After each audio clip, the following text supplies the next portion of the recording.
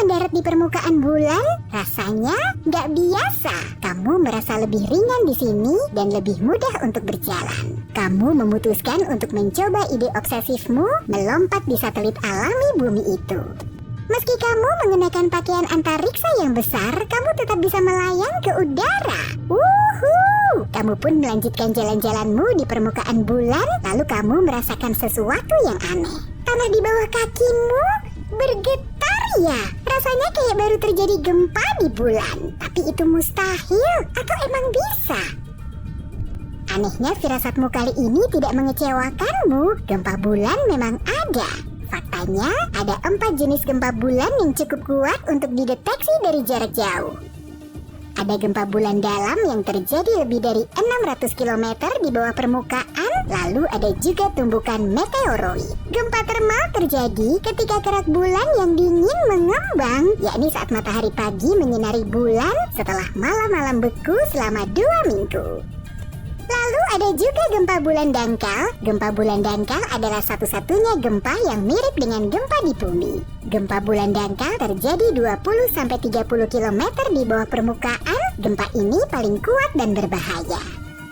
Antara tahun 1972 sampai 1977, jaringan seismik Apollo mencatat 28 gempa bulan seperti ini. Sebagian di antaranya berkekuatan lebih dari 5 skala Richter. Di bumi, gempa seperti ini cukup kuat untuk meretakkan plester rumah dan memindahkan perabotan berat. Ditambah lagi, gempa bulan dangkal bisa terjadi lebih lama dibandingkan dengan gempa bumi. Sekali terjadi, gempa ini bisa berlangsung hingga 10 menit. Sedangkan gempa bumi biasanya berlangsung selama 10 hingga 30 detik.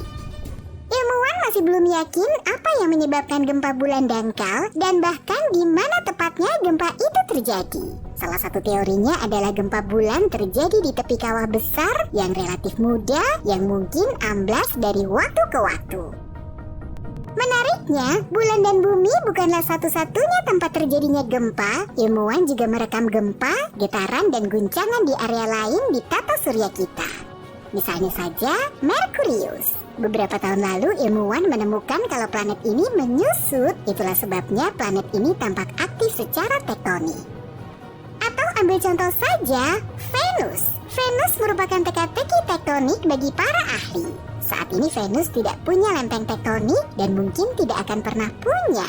Tapi permukaannya memiliki lipatan dan patahan dan kelihatannya seperti punya lempeng tektonik. Di sisi lain, fitur-fitur ini mungkin muncul karena proses lain, misalnya aktivitas vulkanik. Tapi meski kita belum pernah mengamati gempa Venus, ilmuwan yakin mereka bisa mendeteksinya karena getarannya tampak seperti riak di atmosfer tebal planet itu. Sekarang kita ke Mars, kita tahu pasti bahwa planet ini aktif secara seismik. Pesawat pendarat NASA menempatkan seismometer di permukaan planet merah itu, dan pada tahun 2019, alat ini berhasil mengukur gempa Mars yang pertama. Setelah itu, pendarat itu terus merekam gempa, tapi gempa-gempa itu sangat lemah, dan kalau terjadi di planet kita, gempa-gempa itu akan tertutupi oleh suara dari lautan bumi. Tapi sebuah benda angkasa tidak harus berupa planet untuk memiliki tektonik aktif. Lihat saja Pluto. Saat ini planet kerdil ini aktif secara geologis. Pada tahun 2014, wahana New Horizon milik NASA terbang melintasi sistem Pluto dan merekam fitur-fitur geologi yang kompleks di planet Katai ini. Ilmuwan menyimpulkan bahwa Pluto mungkin mengalami gempa bumi atau mungkin disebut gempa Pluto ketika lautan cairnya membeku dan mencair di bawah kerak es planet kerdil ini. Bulan-bulan Jupiter, Europa, dan Io, serta bulan-bulan Saturnus, Titan, dan Enceladus juga aktif secara geologis meski ukurannya kecil. Fitur-fiturnya beragam dari gunung berapi dan semburan air hingga potensi adanya lautan di bawah permukaan. Oke, aku yakin kamu belum tahu fakta-fakta keren tentang gempa yang terjadi di planet kita. Ada satu tempat di bumi di mana 90% dari total keseluruhan gempa bumi terjadi. Tempat ini disebut cincin api dan membentang di sekitar Samudra Pasifik dari Selandia Baru sampai ke Amerika Selatan. Menurutku bentuknya lebih mirip tapal kuda sih. Para ahli menyatakan bahwa gempa bumi yang tak terhitung jumlahnya ini disebabkan oleh banyaknya gunung berapi di wilayah tersebut dan pergerakan lempeng tektonik yang konstan.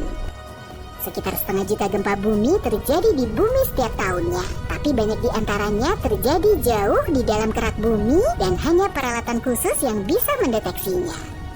Kita merasakan sekitar 20% gempa bumi, cuma 100 di antaranya yang menyebabkan kerusakan. Gempa bumi terbesar yang pernah tercatat terjadi di Chili pada bulan Mei 1960. Kekuatannya mencapai 9,5 skala Richter dan gempa itu benar-benar dahsyat. Selama gempa terjadi, seismograf mendeteksi dan merekam gelombang seismik yang menjalar ke seluruh dunia. Gelombang tersebut mengguncang planet ini selama berhari-hari. Adapun gempa bumi paling kuat yang terjadi di Amerika Serikat berkekuatan 9,2 skala Richter dan terjadi di Alaska. Oh ya, Alaska juga California adalah negara bagian yang paling rawan gempa bumi di Amerika Serikat dan salah satu wilayah yang paling aktif secara seismik di dunia. Gempa berkekuatan 7 skala Richter terjadi di sana hampir setiap tahun. Sebuah gempa bumi besar sebenarnya mampu memperpendek durasi 1 hari. NASA menyatakan bahwa gempa bumi yang sangat besar bisa menggeser poros planet kita dan dengan demikian mengubah durasi hari yang kita jalani. Tapi kita tidak menyadarinya karena perubahan ini diukur dalam mikrodetik. 1 mikrodetik adalah sepersejuta detik. Ilmuwan berpendapat bahwa gempa bumi 9,1 skala Richter yang terjadi pada tahun 2004 di Sumatera memperpendek durasi hari kita sebanyak 6,8 mikrodetik. Para ahli terbaik pun tidak bisa memprediksi gempa bumi. Hal ini sebagian besar karena mekanisme yang memicu gempa berada sangat dalam di bawah tanah. Namun sekarang ini orang-orang sudah mempelajari cara untuk mengetahui waktu yang lebih tepat kapan gempa bumi akan terjadi. Gempa bumi dapat dipicu oleh letusan gunung berapi atau katakanlah tabrakan meteor. Tapi sebagian besar gempa bumi disebabkan oleh pergerakan lempeng tektonik planet kita. Permukaan bumi terdiri dari 15 hingga 20 lempeng tektonik yang terus bergerak. Tekanan meningkat ketika lempeng-lempeng itu bergeser dan ini bisa membuat kerak bumi pecah. San Francisco pun sedang bergerak menuju Los Angeles saat ini. Kecepatan pergerakannya sekitar 5 cm per tahun. Itu sama cepatnya dengan pertumbuhan kuku manusia loh. Hal ini terjadi karena kedua sisi patahan San Andreas, yakni patahan benua yang membentang sepanjang 1.200 km sampai California, saling bergesekan. Jadi dalam beberapa juta tahun lagi, Los Angeles dan San Francisco bisa jadi tetangga. Danau, kolam, dan kanal menjadi sedikit lebih hangat dan mulai berbau sebelum terjadi gempa bumi. Hal ini terjadi karena gas-gas dilepaskan ketika lempeng tektonik bergeser. Sebagian besar hewan merasakan tanda-tanda ini dan mengubah perilakunya. Sebagai contoh, ilmuwan melihat kodok menghilang sebelum gempa bumi di Italia pada tahun 2009. Tapi begitu bencana alam itu berakhir, kodok-kodok itu muncul lagi. Bahkan setelah gempa bumi berakhir, kamu mungkin masih melihat air berguncang di kolam renangmu. Kamu nggak perlu khawatir, ini adalah fenomena yang disebut phase. Air bisa terus berguncang selama berjam-jam setelah gempa berakhir. Sebagai contoh, kolam renang di University of Arizona kehilangan sebagian air akibat phase yang disebabkan oleh gempa bumi di Meksiko yang terjadi 2000-an kilometer jauhnya. Pada tanggal 27 Februari 2010, gempa bumi besar terjadi di Chili. Gempa tersebut berkekuatan 8,8 skala Richter. Akibatnya gerak bumi di wilayah itu terkoyak secara dramatis sampai-sampai sebuah kota bernama Concepcion bergeser sejauh 3 meter ke arah barat. Gempa bumi lainnya mengakibatkan gunung tertinggi di dunia, Everest, menyusut sekitar 2,5 cm.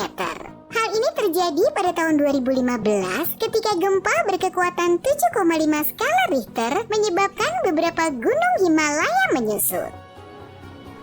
Orang Jepang dulunya percaya bahwa gempa bumi disebabkan oleh Namazu, yakni ikan lele raksasa yang hidup terendam dalam lumpur di bawah pulau-pulau Jepang. Ikan ini akan meronta-ronta menyebabkan aktivitas seismik. Sedangkan orang Yunani kuno, mereka percaya bahwa dewa laut yang kuat, Poseidon, yang menyebabkan gempa bumi dengan memukulkan trisulanya ke bumi ketika marah. Menurut mitologi Hindu, ada 8 gajah yang menahan bumi di tempatnya. Ke-8 gajah ini bergantian menyeimbangkan diri di atas punggung kura-kura raksasa yang berdiri di atas lilitan ular yang lebih besar lagi. Dan setiap kali salah satu dari hewan-hewan ini bergerak, gempa bumi pun terjadi.